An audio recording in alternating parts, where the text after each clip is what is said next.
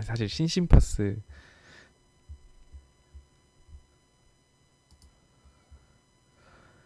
현대차, 삼성. 근데 또 하나솔루션도 되게 많이 갖고 계시다.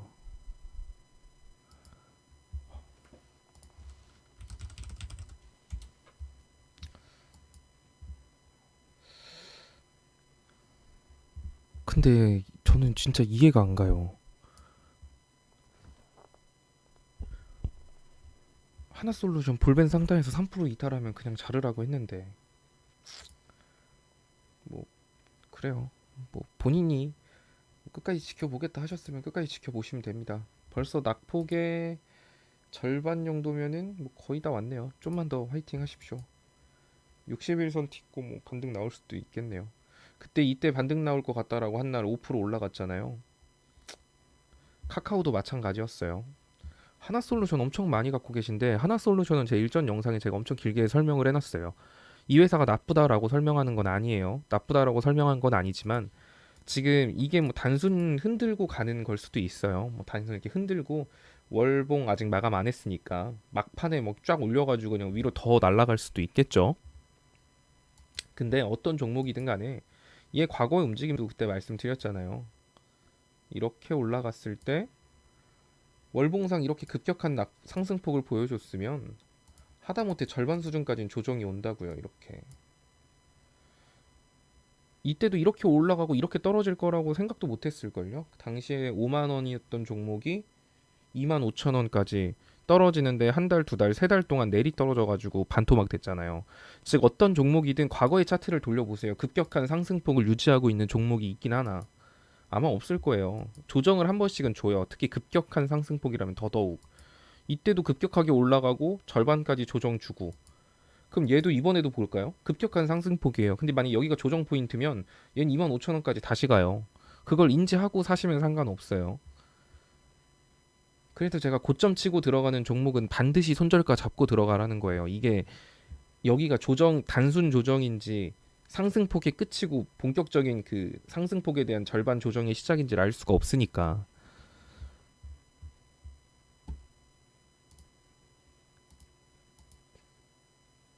뭐 물론 뭐 내가 가치 투자로 접근한다 하시는 분들 그런 분들은 제가 말씀드렸지만 흔들릴 필요 없어요. 애초에 가치 투자로 접근하려고 했으면 내가 비록 고점에서 들어갈지언정 난 이 상승폭의 절반 수준까지 조정이 와도 상관없다 이런 거 염두해 두고 들어가는 투자면 상관없습니다.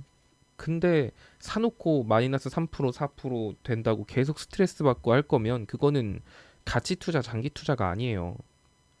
여러분들이 생각하는 가치 투자 장기 투자는 내가 산 시점부터 내 평단가 아래로 주가가 내려오지 않고 계속 올라가는 게 가치 투자라고 생각을 하시는 것 같은데 그런 게 아닙니다.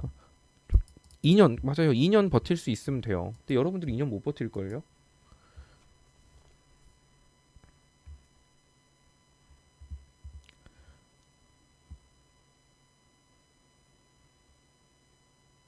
그래요. 한번 해보시면 알아요. 그 존버도 해봐야 깨닫는 게 있는 거죠.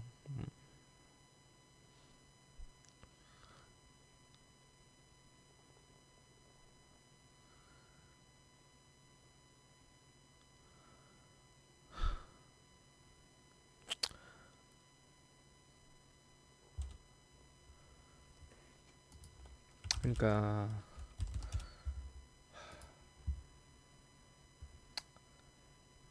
그러니까 제가 봐봐요. 현재 수익이 마이너스 14%인데 한 달 정도 보려고 금요일 비중 20%에서 비중 35%까지 늘렸대요. 근데 제가 분명히 이거 그러니까 제가 그래서 맨날 말씀을 드리잖아요. 지금은 섣부르게 추매할 때가 아니라 돈을 들고 있을 때라고요.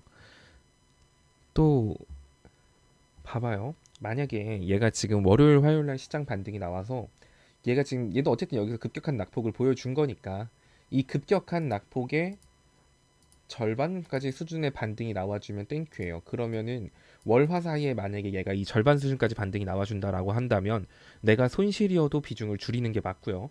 근데 만약에 여기가 절반까지 수준의 반등 안 나오고 월요일 날 살짝 시장 반등 나오는 것 같더니 또 미선물 무너지면서 예를 들어 시장이 빠진다라고 가정해 보죠. 시장이 빠지면 얘가 혼자서 날아갈 가능성보다는 얘 지금 보면 아래 갭자리 있잖아요. 어떡할 거예요? 만약에 지금 얘를 비중 35% 맞춰놨는데 시장이 무너지면 대부분의 개별 종목도 다 무너진다라고 했죠. 시장이 제가 말한 예를 들어 코스피 2000선까지도 심하면 조정이 올 수도 있다라고 했는데 거기까지 조정하면 여기까지 진짜 갈 거예요. 그러면 내가 지금 비중 35%면 그때 가서 어떻게 대응하실 거예요, 도대체? 그때 가면은 똑같이 1배에서 춤에 반대로 현금이 있는 사람은 상관이 없어요. 왜냐하면 급격한 낙폭은 항상 절반 수준까지는 반드시 기술적 반등이 오기 때문에 이 친구가 만약에 여기까지 정말 갭자리까지 밀린다라고 해도 내가 현금으로 1배수 추매를 하면 내가 어느 구간에 물려 있든 1배수 추매를 하면 이 낙폭의 절반 수준으로 평단가가 맞춰진단 말이에요. 그러면 내가 1배수 추매를 할 수 있는 게 추매의 핵심이에요.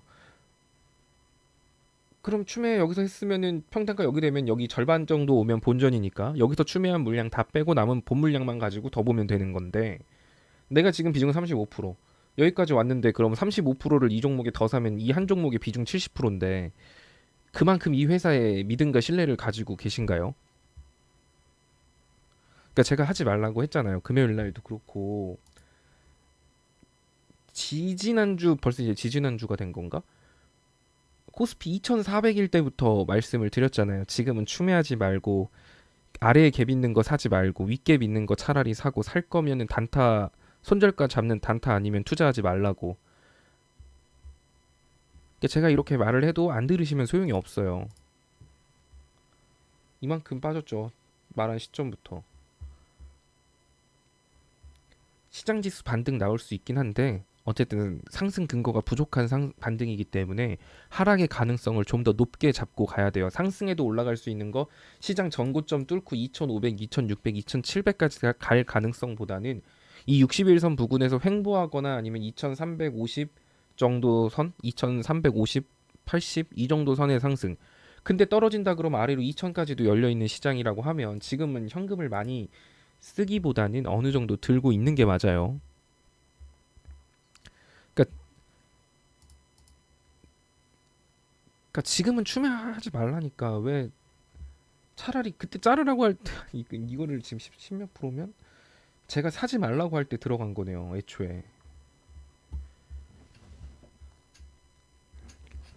무조건 추매는 1배수 추매할 수 없을 것 같으면 하는 거 아니에요. 무조건 1배수 추매는 해야 돼요. 그냥 야금야금 물 타봐야 티도 안 나요. 그냥 내 돈만 계속 묶입니다. 할 거면 확 넣었다 확 나와야 돼요. 정말 기도를 원하시는 분들이 많으신데 아